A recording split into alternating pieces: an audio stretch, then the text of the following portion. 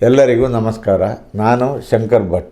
ನನ್ನ ಹೊಸ YouTube channel ಹೋರಾಟದ ಅಮೃತ. ಮೂಡಾದ ಭ್ರಷ್ಟಾಚಾರದ ಪ್ರಕರಣದ ಬಳಿಕ ಇದೀಗ ಮತ್ತೊಂದು ಬ್ರಹ್ಮಾಂಡ ಭ್ರಷ್ಟಾಚಾರದ ಕೇಸ್ ಬೆಳಕಿಗೆ ಬಂದಿದೆ.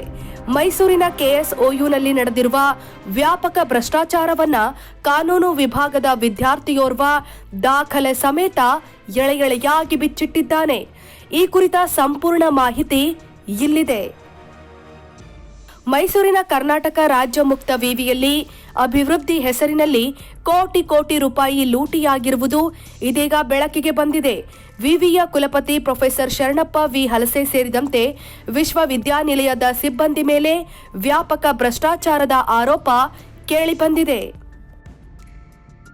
ಈ ಬಗ್ಗೆ ದಾಖಲೆ ಸಮೇತ ಕಾನೂನು ವಿದ್ಯಾರ್ಥಿ ಪುಟ್ಟಸ್ವಾಮಿ ಗೌಡ ಗಂಭೀರ ಆರೋಪ ಮಾಡಿದ್ದು, ಬಟ್ಟೆ ಬ್ಯಾಗ್, ಕಂಪ್ಯೂಟರ್ ಖರೀದಿ, ವರ್ಚುವಲ್ ಫೋಟೋಶೂಟ್, ಕಿಟಕಿ ಬಾಗಿಲು ಬದಲಾವಣೆ, ಕಂಪ್ಯೂಟರ್ ಖರೀದಿ ಸೇರಿದಂತೆ ಹಲವು ವಸ್ತುಗಳ ಖರೀದಿಯಲ್ಲೂ ಹಣ ದುರ್ಬಳಕೆಯಾಗಿದೆಯಂತೆ. ಇನ್ನು ಹಗರಣಗಳ ಊರಾಗ್ತಾ ಇದೆಯಾ ಮೈಸೂರು ಅನ್ನೋ ಆರೋಪ ಈ ರೀತಿಯ ಪ್ರಕರಣಗಳಿಂದಲೇ ಸದ್ದು ಮಾಡ್ತಿದೆ. KSOU ಕಟ್ಟಡದ ವರ್ಚುವಲ್ ಟೂರ್ಗೆ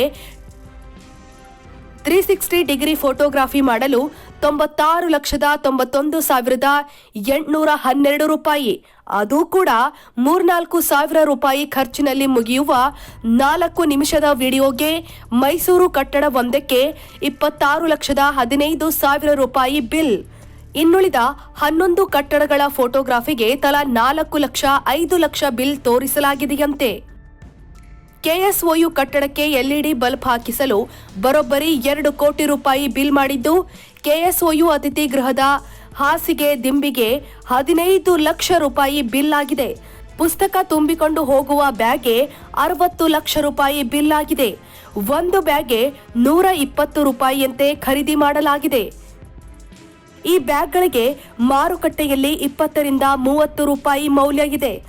120 ರೂಪಾಯಿ ಕೊಟ್ಟು 50,000 ಬ್ಯಾಗ್ ಖರೀದಿ ಮಾಡಲಾಗಿದೆಯಂತೆ. KSOU ಕ್ಯಾಂಪಸ್ನ ಮಾನಸ ಕಟ್ಟಡದ ಕಿಟಕಿ ಬಾಗಿಲು ಬದಲಾಯಿಸಲು 7 ಕೋಟಿ ರೂಪಾಯಿ ಆಗಿದೆಯಂತೆ. 40,000 ಬೆಲೆಯ ಕಂಪ್ಯೂಟರ್ಗೆ 97,000 ಕೊಟ್ಟು 150 ಕಂಪ್ಯೂಟರ್ ಖರೀದಿ ಮಾಡಲಾಗಿದೆಯಂತೆ. ಹೀಗೆ ಸಾಲು ಆರೋಪ ಮಾಡಿರುವ ಕಾನೂನು ವಿದ್ಯಾರ್ಥಿ ಪುಟ್ಟಸ್ವಾಮಿ ಗೌಡ KSOUನ ಭ್ರಷ್ಟಾಚಾರದ ಲೀಲೆಯನ್ನ ಎಳೆಯಾಗಿ ಬಿಚ್ಚಿಟ್ಟಿದ್ದಾರೆ. ಹಗರಣದ ಬಗ್ಗೆ ಸರ್ಕಾರ ತನಿಖೆ ನಡೆಸಿದ್ರೆ ಕೋಟಿ ಲೂಟಿ ತಡೆಗಟ್ಟಬಹುದಾಗಿದೆ. ಶೇರ್ ಮಾಡಿ, ಸಬ್ಸ್ಕ್ರೈಬರ್ ಆಗಿ, ಬೆಲ್ ಐಕನ್ ಅನ್ನು ಒತ್ತಲು ಮರೆಯದಿರಿ.